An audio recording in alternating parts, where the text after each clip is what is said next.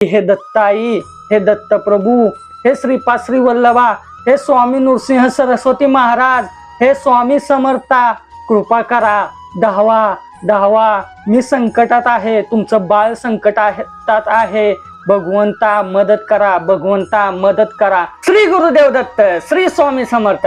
नमस्कार. 28 ऑक्टोबर कोजागिरी पौर्णिमा. घराच्या उंबरट्यावर ही वस्तू जाळा. घराची बांध 24 तासात खोलेल. 24 तासामध्ये छान छान अनुभव येईल. मला अनेक जण मेसेज करतात, मला फोन करतात, मला सांगतात की दादा घराची परिस्थिती खूप बिकट झालेली आहे, घरामध्ये कोणत्याही पॉझिटिव्ह गोष्टी होत नाहीये, अक्षरशः नको नको झालेला आहे. अक्षरशः काही लोक जीवनामध्ये त्रास झाला तर ती लोक एकटी राहून अक्षरशः लहान मुलांसारखी रडत बसतात. सर्व हारल्यागत त्यांना जीवनामध्ये वाटतं. त्यांना कोणताच पॉझिटिव्ह मार्ग दिसत नाहीये. ज्याच्याकडे जातील त्याच्याकडे फक्त त्याला लूटच भेटत असते. जो मनुष्य दुसऱ्यावर अवलंबून आहे, डिपेंड आहे, दुसऱ्यांकडे जातोय उपायांसाठी, मार्गासाठी, तर पुढची लोक तुमचा खिसा कापण्यासाठीच बसलेले आहेत. मग अशा वेळेस या नैराश्यातून बाहेर पडण्यासाठी, दुःखाच्या डोंगरातून बाहेर येण्यासाठी काय केलं पाहिजे? तर असे नवनवीन व्हिडिओ पाहण्यासाठी दादाच्या चॅनलला लगेच सबस्क्राईब करा. तुमच्या लाडक्या दादाला सपोर्ट करा. सगळ्यांनी कमेंट टाकायचे श्री गुरुदेव दत्त. अनेक लोक कमेंट टाकत नाहीत, व्हिडिओला लाईक करत नाहीयेत. आता 28 ऑक्टोबरला कोजागिरी पौर्णिमा आहे. घरामध्ये वास्तुदोष आहे, पितृदोष आहे, करणे आहे, बहानामती, छेडा, कुणी काही पाठवलेलं आहे, नजर दोष आहे. या गोष्टी जर असल्या तर एक्झॅक्टली करायचं काय? अनेक सारे व्हिडिओ पाहताय, अनेक सारे उपाय करताय, पण त्यातूनही काही रिझल्ट येत नाहीये. मग अशा वेळेस मनुष्यानं करायचं काय? मी तुम्हाला सांगेन, एकच मार्ग आहे या सर्वातून बाहेर येण्याचा. तो मार्ग मी गेल्या 3 वर्षापासून सांगतोय. जे फॉलो करतात ते तर सगळे बाहेर आलेच आले, पण ज्यांनी स्वतः बाहेर येऊन अनेक लोकांना सांगितलं आणि अनेक लोकांना बाहेर काढलं, त्यांनाही माझा धन्यवाद. कारण माझे जे सबस्क्रायबर आहेत त्या लोकांनी खूप सारी ही सेवा पसरवली आणि अनेक लोकांना मार्ग भेटला. तर आता जर लयच त्रास आहे तर दत्त सेवा कशी करावी आणि दत्त सेवा करताना त्रास का होतो हे 2 व्हिडिओ पहा. आता पौर्णिमेला काय उपाय करायचा आहे?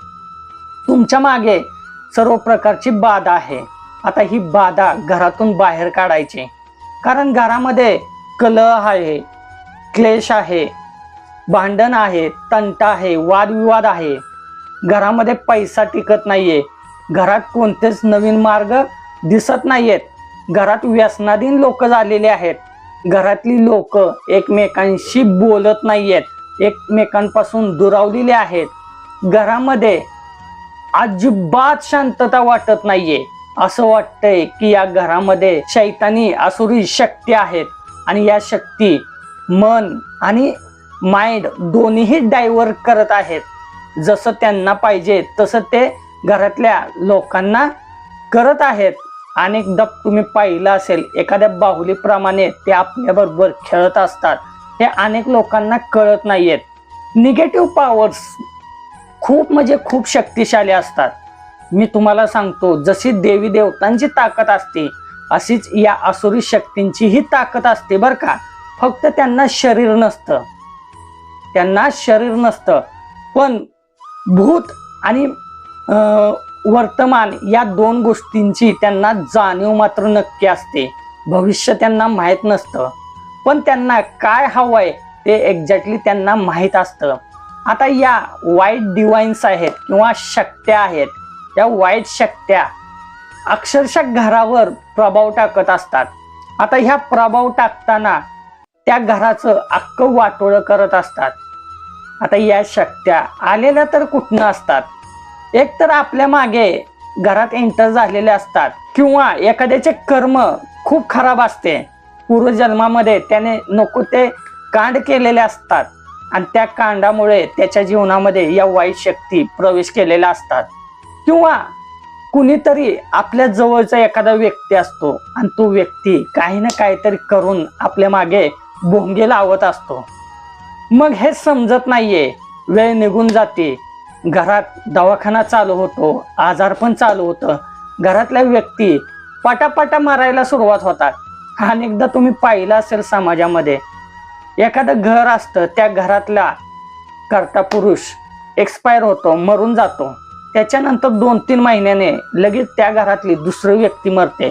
वर्षाच्या आत 3-4 व्यक्ती घरातल्या निघून जातात आणि कळत नाहीये. लोकांना वाटतं की स्वर्गवास झाला, देवाची आज्ञा झाली, पण नाहीये. अशा सर्व गोष्टी ज्या आहेत त्या आपल्या पुराणांमध्ये आहेत. जे मला कमेंट्स येतात त्या कमेंट्समधनं अनुभवातून मी तुम्हाला या गोष्टी सांगतो.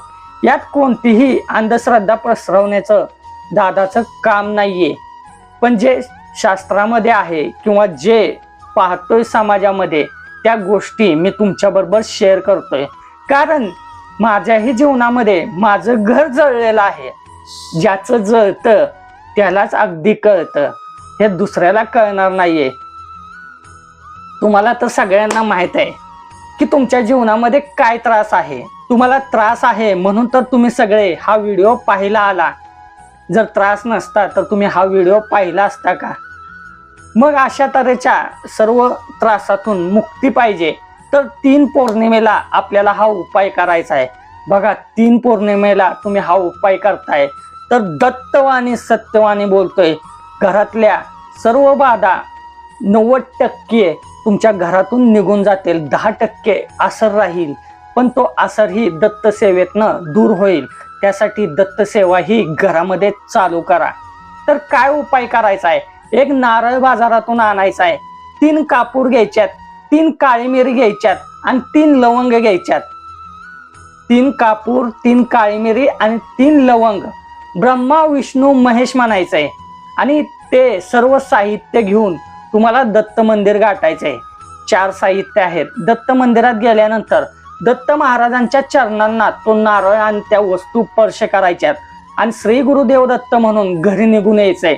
घरी निघून आल्यानंतर घरातल्या 4 भिंतींना तुम्हाला टच करायचंय. तो नारळ आणि त्या वस्तू टच करून झाल्यानंतर घरामध्ये होमाचं भांड असेल किंवा एखादी प्लेट असेल त्याच्यामध्ये सर्व साहित्य ठेवायचंय आणि त्याच्यावर त्या नारळावर त्या सर्व वस्तू ठेवायच्यात आणि त्याच्यावर 3 चमचे तूप टाकायचंय ब्रह्मा विष्णू महेश म्हणून आणि ते प्रज्वलित करायचंय. दत्त महाराजांची आरती येत असली तर त्या नारळाने तुम्ही आरती करा किंवा आरती नाही येत तर नामस्मरण करा.